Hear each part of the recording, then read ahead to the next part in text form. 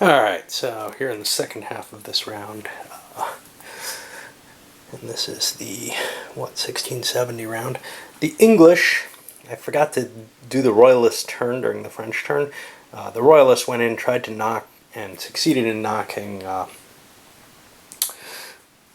Cromwell out.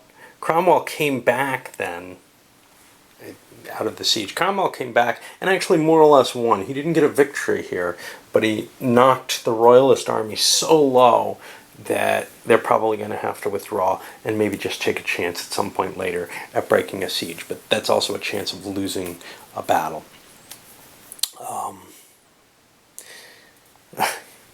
Yeah, we have the French Navy success. It ended up causing the French to have a galley in their fleet now. They captured one galley. Anyway, we're getting into the big part of the thing of the turn, the Spanish and Dutch and the French. But Koprulu landed. He managed to eliminate the knights, but he took enough losses. He's 1 point short of being able to maintain a siege.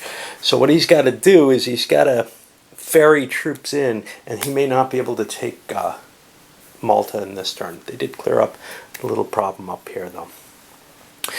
The Russians, I looked at their forces. They don't have enough to siege Astrakhan. So the question is, do they want to fight a battle against Astrakhan without being able to lay the siege?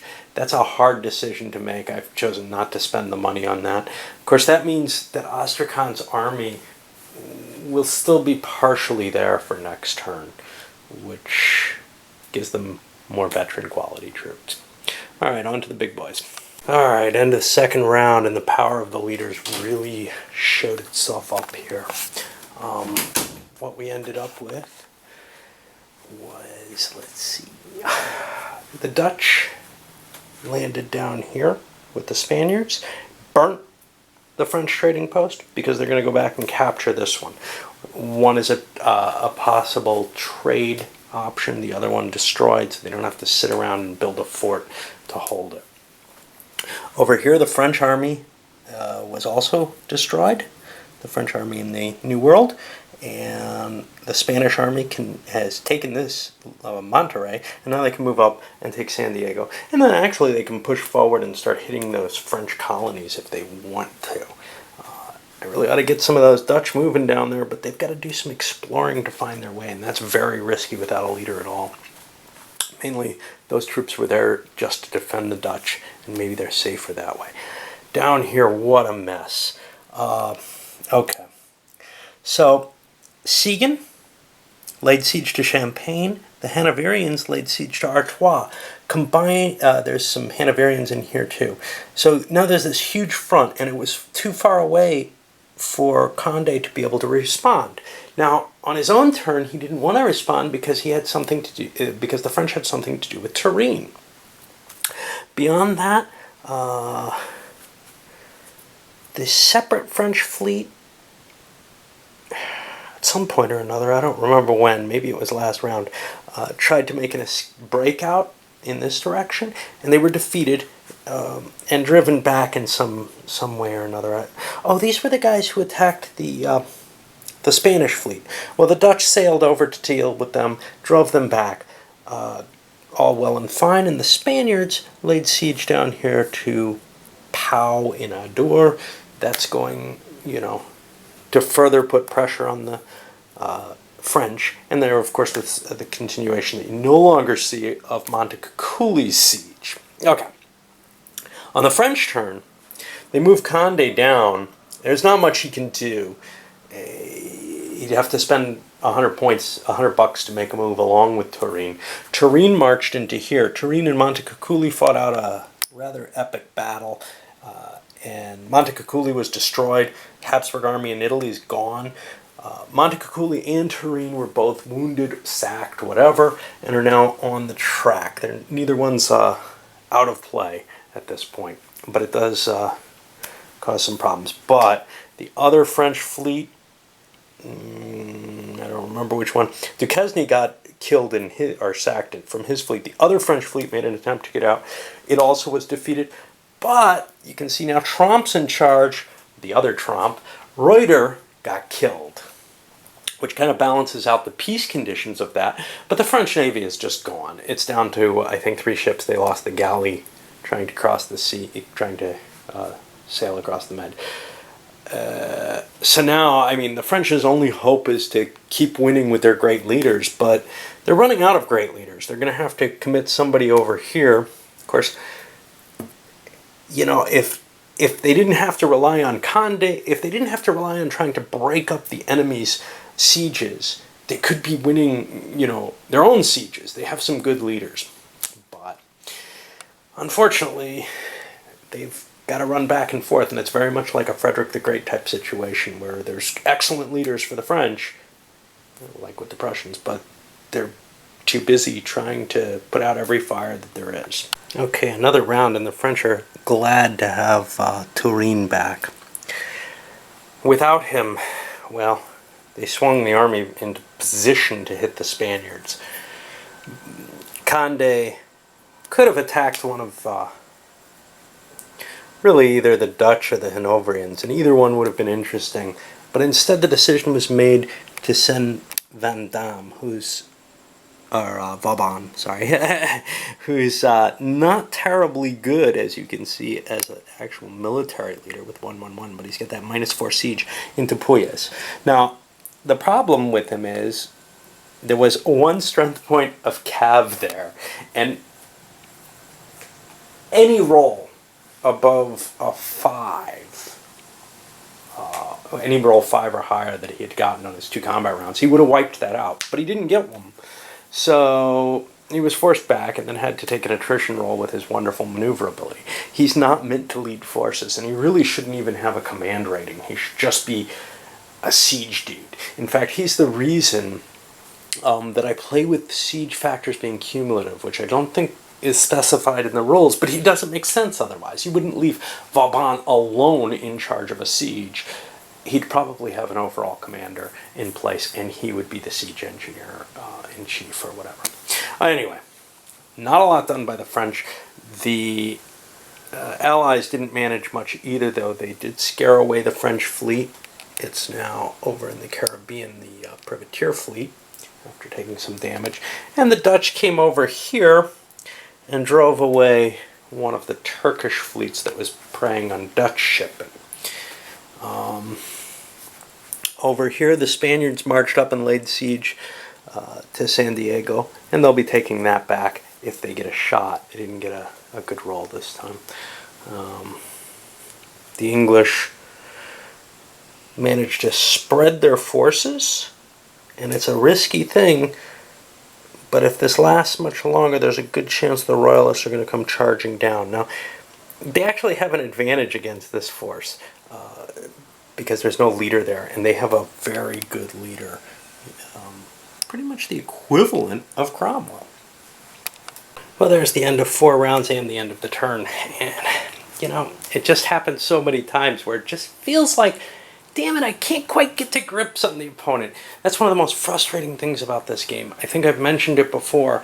You know, sometimes rounds go on long enough where an army's destroyed and you're able to get some movements on people. But for the most part in this, whatever advantage you've got, it kind of fails you. Anyway, what happened here? I mean, there are certainly people like Russia who are just out of it right now. Let's look over here on the New World. Well, the Dutch are building their fort, which is no big deal. The Spanish siege didn't progress, so they're going to be pulling out of there without any real advantage. Over here, the Royalists got themselves destroyed, and you'd think, wow, you know, just a couple more rounds, the Parliamentarians would take 2 more areas. Then they just need 1 more, and the Civil War's over, because there's only 5 total Royalist areas. But now a new Royalist army is going to appear. Of course, all their leaders are wiped out too. Over here, well, the Spanish didn't get to advance after taking a door, but wow, this was really a bad turn for the French. So they swapped people out. Condé came down here, but they felt since this had fallen, it was more important to take out one of the sieges up here. Actually, they went for 2 of them. Turenne took his army and smashed into Sieggen's army, and he destroyed it. I mean, just utterly. He had like a +7 on his shock combat roll. But because he had to use his shock combat, Turin got a penalty towards surviving the battle of 1 point and ended up rolling a death. And so now both Siegen and Turin are gone. But Turin is, one of the top leaders in the game. He's not at the very highest level. He's not at the level of Frederick or Gustavus or Marlborough. But he's damn close. And for good reason. Anyway, now the French are stuck with someone who dies a little bit earlier. Is a little bit significantly worse than Condé. Facing, well, there aren't many good leaders opposed to them anymore either. Siegen's gone. Probably the only really decent leader facing him is the Spanish king, who's very good. But anyway, the French are not happy about that. They also used the Cologne troops to try to break the Habsburg siege of Luxembourg. That didn't work. But again, on the, it could have just gone just a little longer. The Turks finally got settled so that they can keep their siege going, but maybe it would have, fell a little in another round or two. Who knows? They've got a huge army there, but at least they can supply it with this, so it's not a big deal, except for another turn. Anyway, some people like Russia are happy to see it done. They were sitting there twiddling their thumbs. All right, to the end of the turn stuff. Okay, so turn 37 is a wrap. We're on to 38, which is 1675. Victory point-wise, because nothing really happened during the political phase. I mean, during all that, some raiding, some pillaging. Everybody's shipping is going down the toilet except England's. Well, actually, no, that's not right. The Dutch are doing okay. The Spanish lost one of their biggest ships, though, over in the Caribbean, and that's painful for them. That's when they have to get back. The other person who's losing shipping is the Venetians, and actually Turkish piracy on the Venetians, or Turkish allied piracy, or instigated piracy, has brought the Dutch at the same level as the Venetians. Now, the Venetians get to keep their Mediterranean trade center, but it's showing just how close things are, and the French would have been ahead of either of them if no one was smashing their ships down. Of course, the Turks wouldn't have been smashing the Dutch ships rather than the French ones without some kind of deal that gave them something from France. Got some new leaders on the board. Nothing to really replace Turin there, but we get Frontenac, who's a little better than your normal French conquistador who's been showing up with that 466 and a siege bonus. He's the guy you want when you're fighting a colonial war, it looks like. Elsewhere, some more naval leaders, but no new general there to take things on. Oh, Black Bart. He'll be able to do some piracy for the French. And, well, Montecuccoli's back with Commercy now. He's not going to long for this world, actually. Other than that, not a lot showed up. The leaders kind of come in pulses. So in the periods where there was a lot happening, where there were a lot of wars, you get these big stacks of important leaders, which means countries may not be as willing to go to war with the countries with good leaders. So unless the events fall right or whatever, it's kind of unlikely that those good leaders actually get used, which is one of the reasons I kind of don't like the pre-selected leaders in the game. I feel like you almost shouldn't find out how good the leadership is until you test it. Something I feel about, the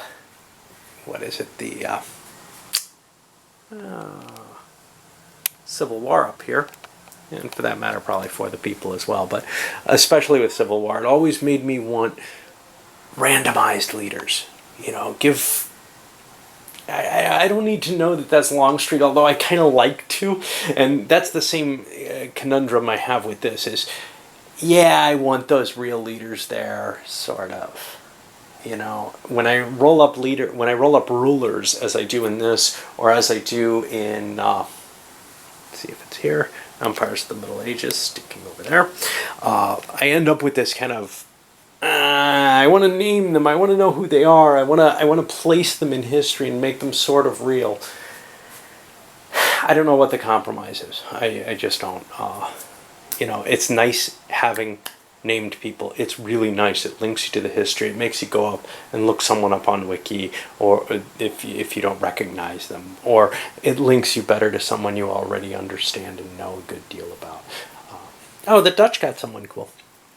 Well, they got a couple of cool people, actually. They got William of Orange, and they got Cohorns, a leader with a 0 rating in shock and a 2 firepower, but he is their answer to Vauban with his -3 to siege warfare. So that's going to be a real problem for the French, is that the Dutch can now start taking fortresses much, much faster. And when you have those big bonuses, things fall fast, which is why the French really, really wanted to be on the offensive, but they can't afford it. They didn't have the cash.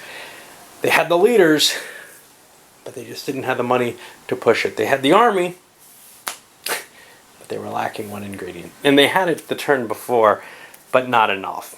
Anyway, we'll see. Up this goes.